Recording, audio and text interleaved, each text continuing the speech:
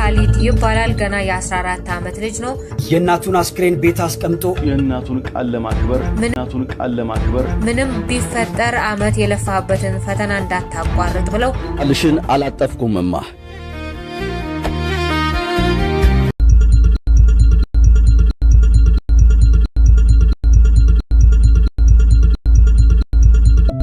ምንም ማድረግም ስለዚህ እኔ ስለሱ ማውራት ማልፈልግም ይቅርታ አድርግልኝ ልጅ በእውነት ግን መልካም ሰዎች እንዳሉ ሁሉ ልጆቻችሁን ግን ክዳችሁ እንደዚህ የማይሻገሩትን የምትሰጡ አባቶች በእውነት እግዚአብሔር ልባችሁን ይመልስ ነው ብለው ሁላችንም በእንዲህ አይነት ፈተና ውስጥ ስለምናልፍ ማለት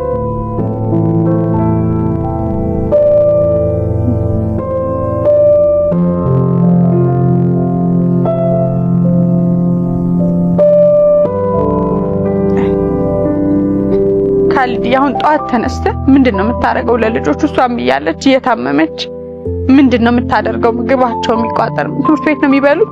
እንዴት ነው የምታረገው? ከጧት ተነስተ እንዴት ነው ውሎ? እስቲ ንገረኝ። መጀመሪያ ተነስቼ ለእነሱ ቁርስ እሰራለሁ። ከዛ በኋላ ቁርስ ከሰራ በኋላ ለእናቴም ትንሽ አጥሚት እሰራለሁ። ከዛ በኋላ ልጆቹ ሲነሱ እነሱንም በቃ እነሱም ይታጠባሉ። ከተነሱ በኋላ ሲነሱ ዩኒፎርማቸውን ምናምን ለብሰው በቃ ቁርሳቸውን በልተው ይሄዳሉ ወደ ትምህርት ቤት። ምግብ የምትሰራ ወጥ ምናምን የምትሰራ አንተ ነህ? አዎ እሰራለሁ። እኔ ነኝ የምሰራው። እንጀራ ትጋግራለህ? እንጀራውን ከናልጋገር ወጥ ነው የምትሰራው? እንጀራ እስኪ ትገዝታችሁ ነው? እንጀራ እንገዛለን። መቼ ነው የለመድከው ወጥ መስራት? እስቲ ሙያ አስተምረኝ። እኔ ሙያ ስለሌለ እኔ ሁሉ ነገር ከሳ ነው ተማርኩት። በቃ ያን ጊዜም ከሳ በጣም አልርቅም።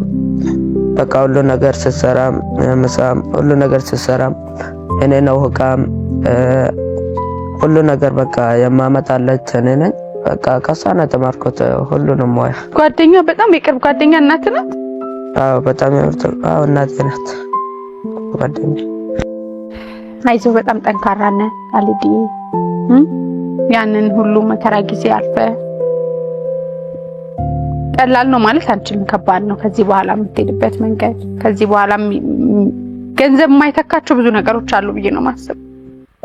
ገንዘብ ምቾት የማይመልሳቸው ብዙ የህይወታችን ነገሮች አሉና ጓደኛ የሆነች እናትህን ከስራ ማጠፋው እናትን ማጣት በራሱ የሚፈጥረው ብዙ ነገር አለ። ከዛ ማይፈልገኝ አባት አለ ብሎ ማሰብ፣ ከዛ ደግሞ በ14 አመት እነዚህን ሁሉ ልጆች ኃላፊነት ወስዶ መግቦ አብልቶ አጠጥቶ አሳድጎ ማኖር በራሱ ከዚህ በኋላ የሚገጥምህ ቀላል ጊዜ አይደለም። ግን ጎበዝ ልጅ ነህ አንተ።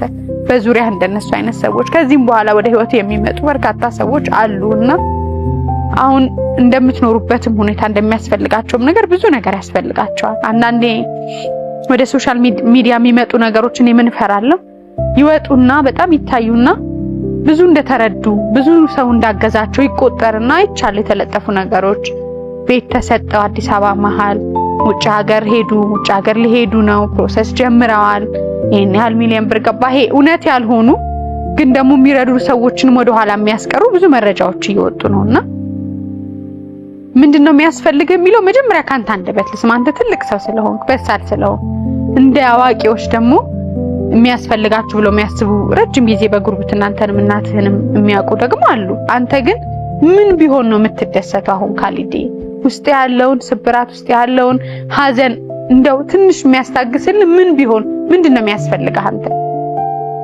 ጌታዬ አሁን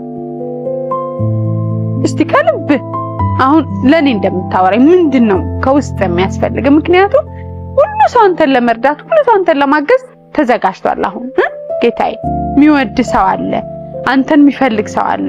ብዙ ነገር አንተን ብቻ ሳይሆን ቤተሰብህንም እና እስቲ ምንድነው የምታስበው ንገረኝ። እኔ የማስበው ሌላ ነገር አይደለም። ቤታችን ቆርቆሮ ነው እንደምታወቀው። እኔ ከዚህም እጄ ሌላ ቦታ እጄ ወንድሞቼን ትቼ ሌላ ቦታ እጄ መማር አልፈልግም።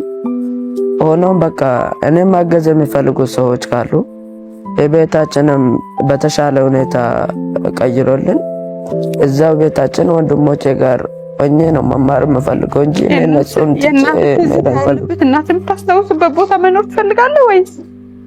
አዎ እፈልጋለሁ። ለምን ሰዎች እንደውም እኮ ሀዘናቸው ያለበት ቦታ መኖር አይፈልጉም? የኔ ጌታ ለምን እሱ ናቸው? ንገረኝ እስቲ።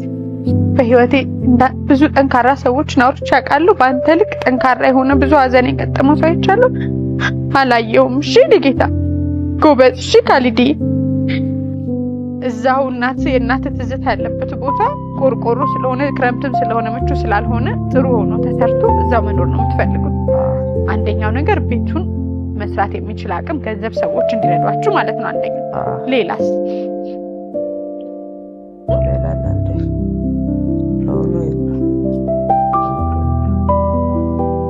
አንተ የምትፈልገው አንተ እንደ ልጅ ነው የምትፈልገው አሁን። እሺ እንደ ልጅ እንደ እድሜ አውቃለሁ ከእድሜ በላይ ነህ፣ ግን እንዳንተ ደስ የሚያሰኝ ደስ የምትፈልገው ለወንድሞች የምትመኘው ነገር እንዲሆኑላችሁ እናትህ ፍላጎትህ ብቻ ነው። አሁን አንተ ትምህርት ስትሄድ ምግብ የሚያበስል የሚረዳችሁ ወንድሞችህን እንደዚህ አሁን ዛሬ